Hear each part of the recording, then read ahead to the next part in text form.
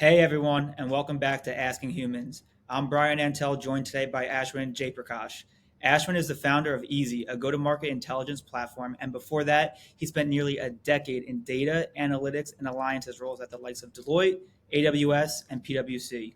I'm going to kick it over to Ashwin right now to introduce himself, dive a little bit deeper into his experiences, and how AI has shaped his work. Thanks, Brian. It's great to be here. So Ashwin Jaiprakash, like Brian mentioned, I've spent the bulk of my career in large professional services organizations like Deloitte, AWS professional services, and then PwC, and also a little bit of startup experience at the beginning of my career. I've worked a lot of different jobs across the gamut from product and strategy and go to market, delivery, but all in the vein of how do you help organizations build new capabilities with technology, both in public sector and also in private sector. It's been a really exciting time over the last couple of years with this little thing called AI that's popped up, and yeah, I'm excited to chat more about how AI is impacting professional services organizations, but even more broadly, how it's impacting how organizations can work together. Yeah. Ashwin, I think I've known you for about 2 or 3 years now. And thinking about today's episode, I thought you were the perfect guest because if there's two things I know that you understand profoundly, it's professional services, both on the business and operational side, and then also data analytics and AI. And I think for the general audience, the thing that they're most interested in and see the most when it comes to professional services blended with AI are the headlines that you see almost on a monthly, weekly, or whatever basis in terms of professional services firms changing drastically with the advancements in AI, whether that's headcount, whether that's processes, or the business model themselves. So, where do you really assess that they are, the professional services firms, the big four consulting firms, with AI right now? How advanced is it in those organizations? How are they using it? Are they using it correctly? Have they adopted it to the level that they should or will in the future? And how is that different from what you experienced years ago? Yeah, so let me sort of baseline a few things, right? So the professional service. Well, let me back up. To build really good AI enabled solutions, you have to have incredible domain experience about the business in which you're trying to solve a problem for, right? And um, there's no better collection of that type of domain experience than the big professional services firms, because for decades they have been embedded in every single big company across every single industry, solving the nitty gritty hard problems, right? So from just a exposure perspective, they understand these problems really, really well, and they have a point of view and a perspective across where are their commonalities, what's different, where are there opportunities where you could actually build possible AI solutions? Because if you're building AI, you have to find sort of those common building blocks that you would actually then be able to scale up and deploy across multiple organizations. Now, the challenge now, and the flip side that you know professional services firms are having, and will continue to have, is they are massive. They are really, really large organizations. Um, a lot of my careers I've spent focused on the challenge of technology adoption. And it's hard for one team to adopt a new tool, let alone a business unit, let alone a dozen business units, let alone 100,000 people who are all in a highly matrix organization who all have different business functions and different capabilities, right? And that is a reality for professional services firms right now, right? They're not one big company. They're basically hundreds of little companies inside of the umbrella of like a big four organization. And that's not just the big four. That's like all global consulting firms, right? And it doesn't matter if you're legal, tax, technology, marketing, sales, like it doesn't matter really what you're doing. If you're a really large organization, you're going to face that challenge. Yeah. So the good things I've seen are, um, you know, they're investing a ton in upskilling all of their practitioners. They want to make sure that everyone has access to the latest tools, knows how to use them. They are um, working really, really diligently to find those common problems inside of their organizations, right? That they can build new AI agents or automations, workflows that will help people accomplish their work much better. And oftentimes that work is, how do I go interact with the client and be able to understand their problem, build some sort of artifact, um, build a solution with my team, and then iterate on that process over and over and over again until I deliver value. So the big four has invested a ton in that. But like, your challenge is always going to be, how do I connect all these different people across a large organization to get them to adopt AI? Yeah. It's really interesting. Yeah, and I mean, and that's what's sticking with me. What you just said there is about, you mentioned it's hard to get a team to adopt a new technology, hard to get a business unit to adopt a new technology, and then hard enough to expand that out across an organization. And kind of relaying this to Ask Humans, I mean, obviously, we're all about feedback and how it can be a force multiplier for business. And in that adoption, feedback is key, right? So, in reflection of your experience, right, at all these professional services firms, all the stops you've had, do you think feedback processes have helped you across the way perform better as a team, and then kind of extrapolate those processes across larger groups? Were they a hindrance? Were there log jams because of, communication fails? And what do you think that looks like now, since you've been out of professional services for a few years now? Yeah. So I think the underlying value that any sort of organization um, can deliver to its like customer, whether that's a citizen or a person or another organization, all of that is dependent on the internal communication that's going on inside that organization, right? There's this great sort of fundamental communication law called Conway's law, which basically says that the end product of any organization, which is like the value that they're delivering, is a function of how well all the teams that are working together, how well they communicate, Yep. right? If they don't communicate well, the product isn't going to be good, and they're not actually able to deliver value to their end customer, and it causes this insane sort of chain reaction of badness that can occur. Um, and so, if you think about communication across individuals and across teams, um, it's such a difficult process right now because there's so many different channels of communication.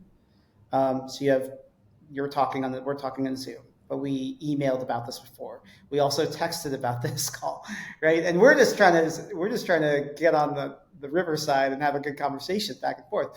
Imagine if you're trying to build and deliver a multi-million-dollar contract to someone, right? So that communication is really, really difficult, especially in this day and age of so many different communication channels.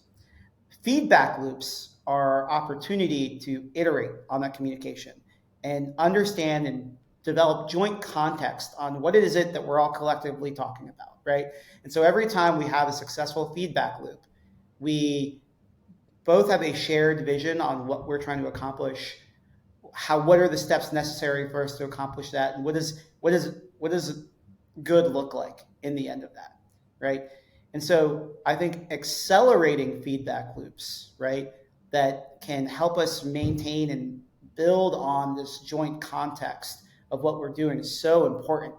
And that's across any organization, right? Now, I think it's especially important in professional services firms because every big business that we interact with on the day to day is leveraging some professional services firm to help them improve the customer experience, the technology, their internal business processes, so that ultimately that organization can deliver better value to us, right? So our lives, for better or worse, are dependent on the professional services firms being able to help those organizations in every single industry get to that point where they're able to deliver that value better, faster, stronger. Um, the feedback loop is just the one of the best ways in which, at an atomic level, if we can improve that mechanism, right? There's massive cascading improvements that occur downstream to your customers and your customers' customers and everyone else involved in the ecosystem. Yeah, that really goes into what I wanted to talk about looking forward. What you project professional services to be in 5, 10 years from the perspective of adoption of technologies that are going to augment their work and help them work better internally so they can perform better and deliver better solutions to external clients and partners, right? I mean, you mentioned how you and I have texted, emailed, and phone call about just meeting today on Riverside for this recording.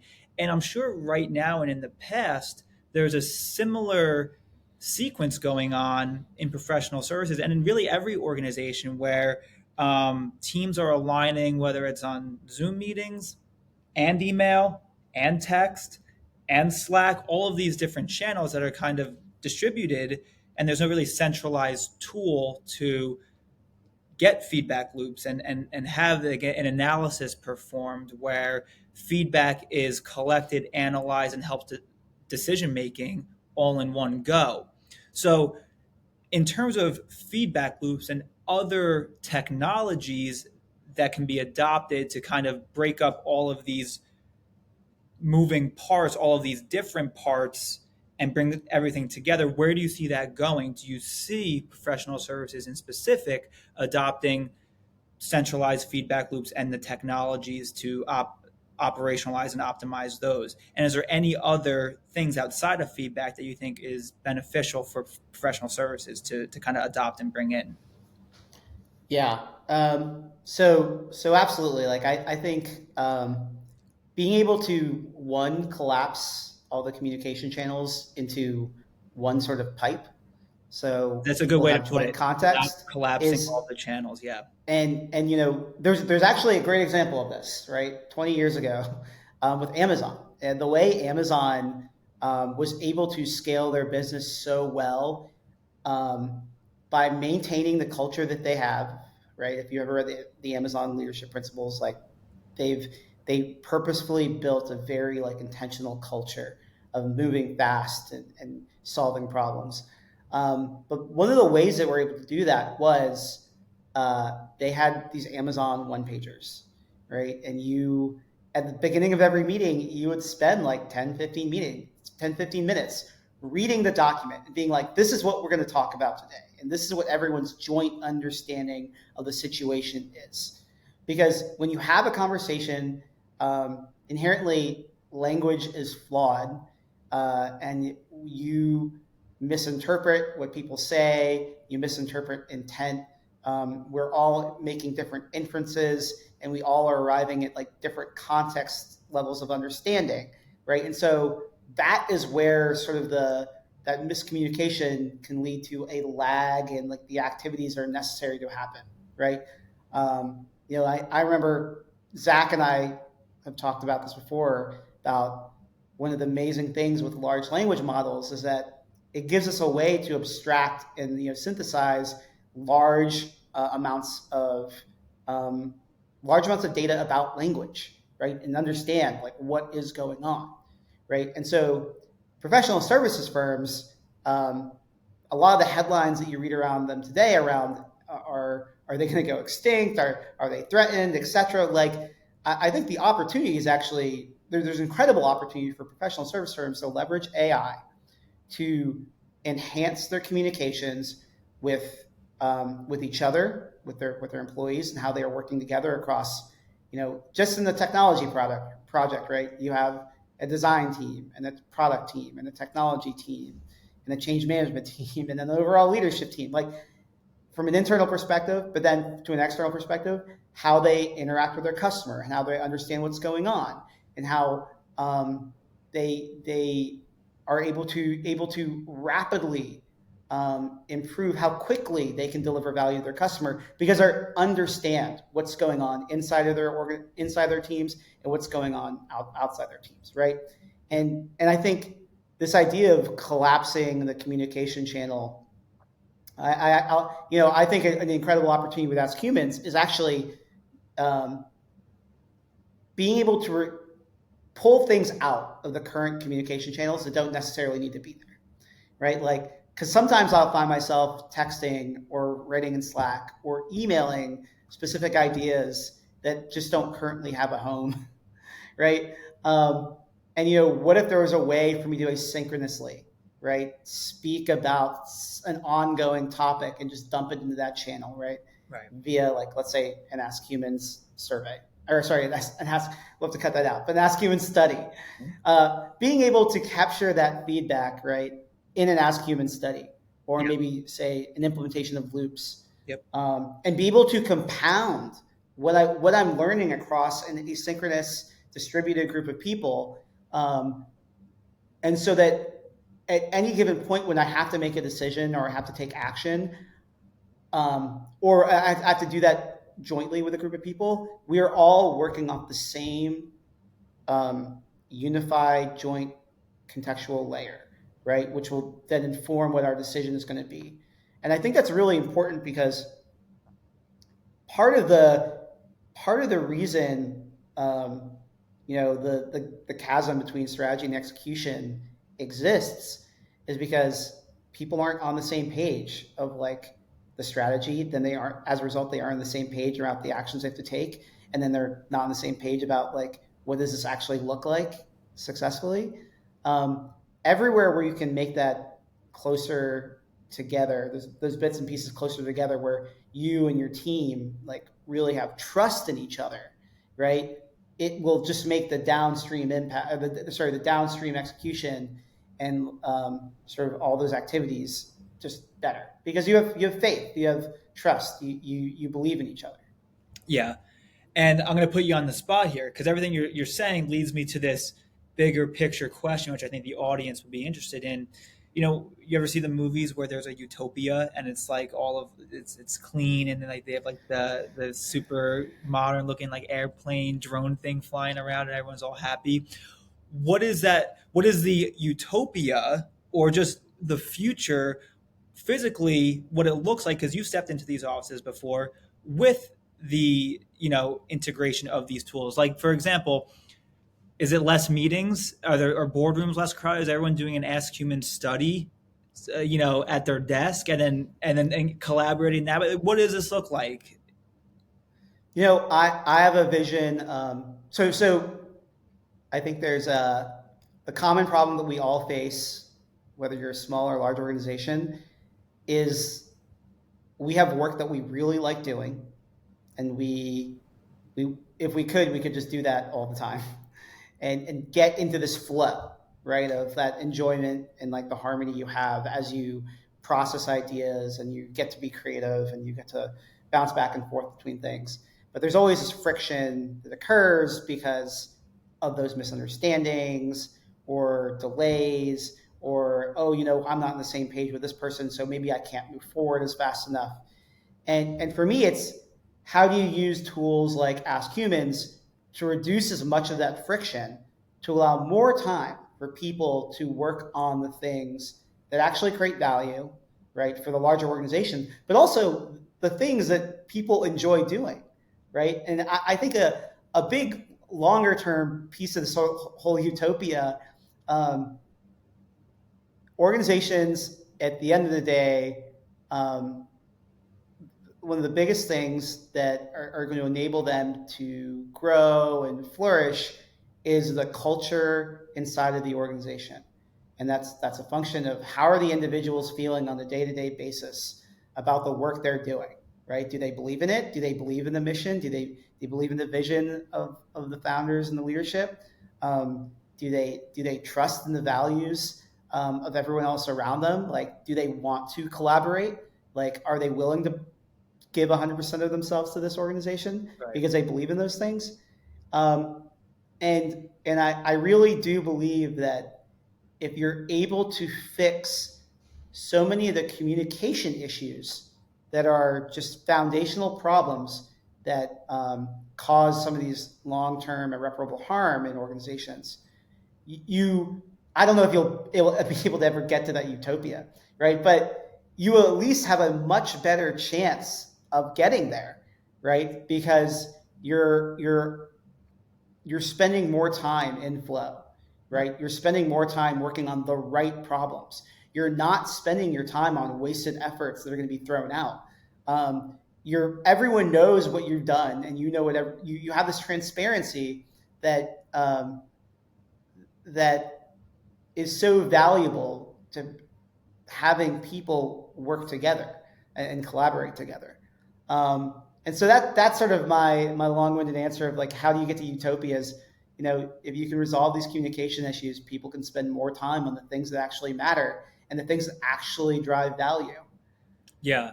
And to your point, you mentioned earlier, like a downstream effect. Bad communication and poor alignment has that downstream effect, not just on like, oh, wow, I'm a part of an organization that's not communicating effectively. And I know this in my head, and it's just kind of something that weighs on me. But like you said, like poor execution, wasting time doing things that have to get undone at the end of the day, and a bunch of other really consequential, call them mistakes, not just for Yeah. you. It's like, hey, I'm putting my time and effort into this, and this is being undone, but also for what everyone should care about the most, the value and the business outcome in that regard as well, right? Yeah. Yeah. That's exactly right. You know, I envision a future where I wake up, right, and I know exactly like the four things that I'm going to spend time on.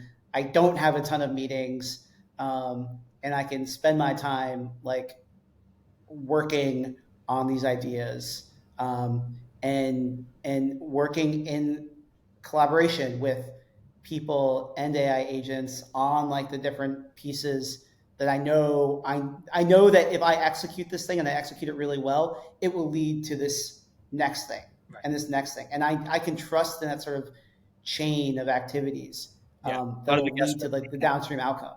Yeah. Um, because otherwise, I feel like what ends up happening in the reverse is people lose trust in if the thing that they're working on will actually result in anything. Right. They don't put as much effort into it because they're like, I don't know if this is actually going to happen, Yeah. right? Like And throwing darts. then and then if all but some of that it will work, right? So if they aren't spending as much time like that, that's almost like a contagious sort of like attitude, and thing that occurs in the culture, and it's really hard to reverse that. It's really hard to reverse loss of trust, across like a horizontal team inside of an organization. Yeah. So anything you can do to maintain that, is important. Yeah. Well, now we know what your utopia looks like. Getting up, doing, not thinking, interacting with people, but also AI agents. So now anyone in the audience is curious. That's Ashwin's utopia.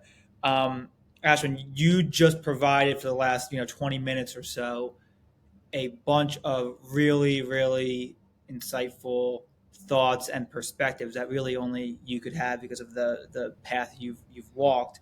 And now your journey has taken you to easy. So a natural follow up here is, what is everything that you just spoke about and have learned throughout your years in professional services and being, deep in the data analytics and AI world? How is that all coming together for you right now and what you're building at Easy? Tell everybody, what exactly you're building, what you're looking to do, and what makes you special. What makes me special? So A lot, so but well, tell them. so I'll tie it back to Ask Humans, right? So Ask Humans, at the end of the day, is how do you be able to collect this sort of what we call second party data, right, from different people and help them work together better? How do you incentivize them to work together better because they're like, oh, this makes so much sense. I see where we are aligned, right? And so at Easy, we're focused on sort of a similar problem, but from a different perspective of third party data, meaning all this external information that you're able to collect about organizations, about markets, about the people within them, and how do we use that information and intelligence, to then ultimately get organizations to better work together. And that's a really broad sort of description. So like let's talk through an example where I have a technology vendor that's creating a specific product, right? I have a services firm, professional services firm typically, that's helping to implement that vendor's product, right? And then I have a customer who desperately needs the solution that that product and services combined can solve for, right? And that's sort of a very very like high level view of what the go to market ecosystem right now is in the technology world. Um, for me, the problem I'm really interested in solving is how can I align those vendors, those services firms, and those customers better? How can I understand this is the value that this vendor creates with their product? This is how this services firm can accelerate that value and implement that value. And this is where and how what problems uh, from the third party intelligence that we have indicate that a customer actually has that problem that that vendor and that services firm working together can can solve for, right? And I think that's a giant misalignment issue right there. At Easy, we are looking at ways in which we could, work on top of this third party data to build intelligence, leveraging AI and automation, but also our own services to try and get some of these organizations uh, better clarity on what they should be working on. What organizations should they be pursuing? Who should they be talking to? What problems should they be talking to them about? Um, and which, if I'm a vendor, which partners should I be working with, right? Um, you know, I'll take Amazon or AWS because we talked about them earlier. AWS probably has thousands of different services providers um, across all of their go-to-market partners, right? And then they obviously have hundreds of thousands of customers. How are they going to align all of those service partners and those customers and say, oh, you know what? If I work with this partner, I know that I'm going to accomplish the appropriate outcome for this end customer. And I think that's sort of the problem that that we at Easy are really interested in solving. Yeah, and you mentioned AI within kind of your workflows, and naturally, as you are an AI expert, I'll call you, and a data and analytics savant, really, and you being you know the founder of this firm, and you have a co-founder as well. I'm really interested in hearing about how AI is kind of shaping your model. What does AI look like in your workday so far? Are you deploying a ton of agents? So what is that snapshot? And then, really interestingly, what do you think that looks like for you as you continue to grow over the next year, 2 years, 5 years? Like, give me the outlook there in terms of AI in your business and what it's doing for you. Yeah, so sure. So, we're a startup, right? We're a small group of people working with some partners and trying to sell and deliver work. Um, and for us, we need to use AI to accelerate all the various workflows that, when we begin, are pretty manual, right? I have to go look at a bunch of different data sets and I have to figure out how to pull data from each individual one and then assemble it into a narrative and then deliver it to a customer. And that's something that, yeah, I can do it maybe once or twice or three times a day, but it's something eventually we'll have to figure out how to do 1,000 times in a day, right? Like in the far future, in those 4 or 5 years away. What's really important for anyone who's trying to think of how to integrate AI into their existing workflows is understanding like the core individual problems that you're trying to solve, understanding the information that you are collecting, how your brain is processing it, what is the output of that, and then what's like the next task or activity that I have to execute as part of that workflow, right? And so we spend a lot of times trying to like chisel down into, well, I've done this activity like 5 or 6 times. How do I now figure out how I can uh, turn that into like an AI agent that interacts with all the data that I'm working with? um, and as a result, compress the time it takes me to execute that thing. And then I want to do it again, and then I'm going to do that again. And I look at all the different pieces of work that we're doing as just building blocks um, of ultimately agentic systems that we'll have later on down the line. But it's really important for you to think of what is the sequence in which of problems I want to solve for. Yep. A lot of what people are focused on right now is sort of this idea around context engineering. Like everything I just described was, well, if I'm trying to make a decision in order for me to create something valuable for my customer, what is the context of I need to actually do that? Because context is what an agent would then ultimately use to look at a bunch of data and then look at the tools it has access to execute things and say that context is an agent's going to say, okay, this is everything I need to understand for me to go access this data, use these tools, work with these other agents that I have.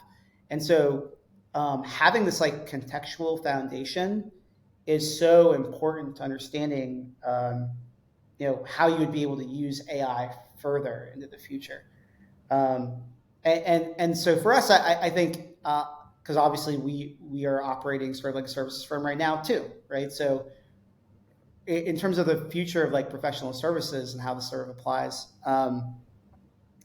every one of the professional services firms is doing the exact same thing. Everyone is looking at the domain expertise that they have. They're thinking, what are the decisions that I have to make in the sequence in order for me to execute like a specific workflow? And then how do I chain those workflows together to create value for my customer? Then services is obviously a margin game, right? And so it's how much time do you spent on specific activities? Well, in the long run, in a couple of years, you want to be able to click a button and do something that took right now a team of like 10 people 6 months to do. And actually, in the future, it'll maybe take a team of like 150 agents plus like 2 people, like maybe 2 weeks to do. Right. And so that's sort of what it looks like now and what I think it'll look like in the future. But I think the challenge, I'll say the biggest challenge that I think everyone has is just getting really excited about, oh, well, this is what we could do in the future, right? Why don't we try and do that now? And I think it's really important to recognize like some of the limitations of where AI is right now in terms of like integrating data across platforms, integrating different systems together, just the various education levels that people have around what you can and cannot do with AI, and also just like focusing on a couple of problems right in front of you and figuring out how do I solve for that, as opposed to solving for problems that I think I'll have in 6 months. Right. And going back to something you said earlier, I think this is very, very meaningful what you said, and almost a good little motto or slogan for a lot of what we just discussed. You referenced shortening that time to execution with a team of 10, which may in the future be a team of 2 and a bunch of agents. To do that is obviously much more valuable to a professional services firm. And that's really what they're looking to accomplish. And in doing so, what you said that stuck with me, which I think is a huge takeaway from here, it's not just doing the work and putting in hours. It's about providing that context for AI systems and agents to really digest and go out and execute on. So really it could be context greater than sign work. Do I have that correct? Yeah, I think that's a great way to put it. Like having like when I say context, I really mean like what are the nitty gritty domain details, like the tribal knowledge, like the tacit knowledge that people have inside of an organization that helps them execute things. And like professional services firms are constantly collecting context from their customers, right? Every single conversation, every single thing is context. I think the people who are going to uh, really succeed in this sort of AI enabled professional services world, or a lot of people call this productized services. are the people who are able to appropriately understand the workflow in which they collect context from a customer, then they collect the context from their internal team, and they make a decision around, okay, we're going to do this next step, and then they repeat, right? And they're able to iterate on that path with the right customers, the right people from the right customers team, and the right people from their team to build things, right? Things that took 5 years ago, maybe it took you um, 6 months to build a big giant website for a really large company that's interactive and you can buy things and all that kind of stuff, right? And now hopefully we can compress that down to like 2 weeks Right. because your process is so streamlined. But it's really because you are not losing any um, you're not losing any context because you don't have erroneous emails here and the Slack messages here and miscommunications here and like, oh well, I intended this here. Like um, if if we could just have this sort of lossless communication by consistently collecting that context that everyone means, and then being able to use that to consistently align people. Just keep on aligning people and say, hey, we're on the right path. We're on the right path. We're on the right path. Um, we'll get to those better outcomes, and we'll feel better doing it together. I also think there's this whole other thing like the future professional services of AI enabled professional services is actually what this looks like. What this looks like from a customer perspective is actually the people who win professional services are creating the best experience. Like they have the best experience with working with the consulting firm Right. because they're like, oh my god, like these people know exactly what I need. Right. They understand everything about me. They understand the problem I'm facing, and they're so good at just proactively getting me exactly what I want.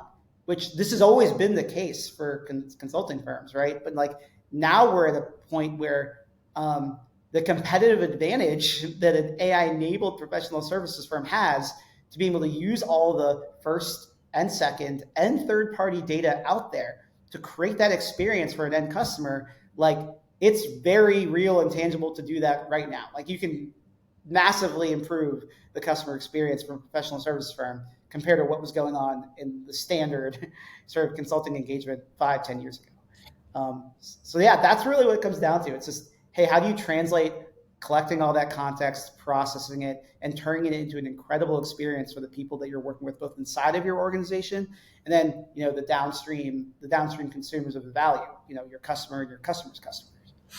Thinking about those margins and how small the margin of error or the margin of betterment of deploying and using AI between consulting firms, thinking how small that margin is going to be and how big that margin is going to be in terms of winning the day and driving value and having happy customers and customer retention, it kind of makes me want to ask this silly question: how wise would it have been, or would it be, for one of the big professional services firms to poach one of those AI, open AI, AI experts who went over to Meta with those huge deals, and instead bring them in there and becoming the truly like the king of implementing AI and delivering great experiences to customers for whichever professional services firm decided to bring them in. What do you think about that? I know it's a little bit of No, like no, fiction, it's a great but question. So um, OpenAI, right, and Meta are trying to build the foundational technology layers, right? They're like, how do we get as much value from like the models themselves and the infrastructure that the models run on, right? The professional services firms, though, are like, well, how do I take all that stuff that OpenAI and Anthropic and Meta are creating and be able to apply it to an end customer, right? And so it sort of comes down to like, well, what is it that the person really wants to do? Because there are people out there who just like, I want to go solve every problem in the insurance industry, right? And that's where you should go. If that is you got to go to the professional services firms because that they're gonna match you, right? And they're gonna serve up those. You're gonna be able to work with multiple insurance customers and understand, oh, this is what's going on in like underwriting, right? and this is what's going on with my premiums, and here's all the data we've collected, right? And here you can tackle all these really, really niche problems that are in the insurance industry. Um, First, if you want to solve those really hairy, like horizontal technology problems, that's where you would want to go and work at like an OpenAI or an Anthropic. But regardless, like these organizations have to work together, right? So like OpenAI has a giant partnership with PwC. Um, Deloitte just announced this week that they're deploying Anthropic and Claude to every single one of their employees, right? And those partnerships are because OpenAI wants PwC to help them bring OpenAI into the insurance industry, right? It's because Anthropic wants Deloitte to bring them into government and public sector and connect them with those clients, right? And that's sort of what this ecosystem, this AI ecosystem is. It's people who solve the really hard technical problems. You have people who solve the really hard like business challenges and understand those things and can apply what we've learned, what the people have learned at the vendors to the end customers. And it takes everyone. It takes like the entire ecosystem to actually solve these problems. Which I'll go back to easy is why we're so interested in trying to. I'll figure out that how do we use AI to solve that sort of ecosystem alignment problem of delivering value from a vendor to an end customer. Yeah. Well, thank you for entertaining my fan fiction, and thank you even more for joining me today. Ashwin, tell everybody where they can find you. Drop the easy website, any social handles you have, your LinkedIn, et cetera, et cetera. Your LinkedIn, obviously, just your name, but tell us where we can find you elsewhere. Sure. Easyrev.ai, so EAZYREV.ai. You can take a look at some of the things we're working on. Obviously, LinkedIn. I don't think I'm really active on any other platforms. Um, but yeah, I'm always happy to chat about these kinds of things. And yeah, Brian, thanks so much for having me. Um, I see so many opportunities with Ask Humans, and just improving the communication layer, both inside organizations and then between organizations themselves, because nothing will change unless nothing will really get better unless we can fix the communication problem. 100%. 100%. All right, Ashwin. Appreciate it. Thanks, Brian. All right.